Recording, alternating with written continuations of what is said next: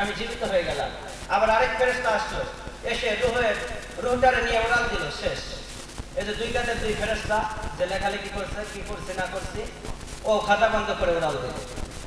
দুই কাঁধে ছিল যে তোমার দুইজনা পাহারা, তোমারে একলা তুইয়া পালাইছে তাহারা, তোমার আটকু ঝুরি নয় দরজা বন্ধ যে ওই হলো রে হলো মুখে আল্লাহ রাসূল সবে বলো।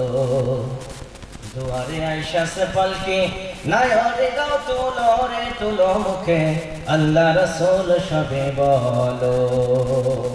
আল্লাহ বলেন কাইফা তাদখুলুনা বান্দা, কাইফা তাদখুলুনা বিল্লাহ, ও বান্দা কি নিয়ে অহংকার দেখাও, কি নিয়ে আল্লাহর নাফরমানি করো, কেন আল্লাহর ইবাদত করো না, কেন আল্লাহর সাথে শিরক করো, কেন কুফরি করো।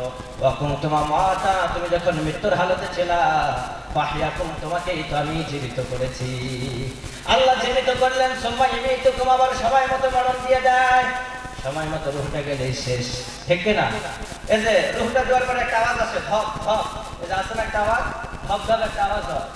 আমাদের হার্টবিটটা যখন চালু হয়ে গেল, ধপ ধপ আওয়াজটা শুরু হয়ে গেল, রুহটা গেলে ধপ ধপ শেষ, সবই শেষ। আবার এমন একটা সময় ছিল, লাম ইয়াকুন শাইআন মাযকুরা কুল্লু শাই, এই যে মহাবিশ্বের যা কিছু দেখে কিছুই ছিল না, সবকিছুই শূন্য ছিল, কিছুই ছিল না, ছিলেন শুধু একজন, তিনি কে? হুয়াল আউয়াল, তিনি সর্বপ্রথম, হুয়াল আখির, তিনি সর্বশেষ।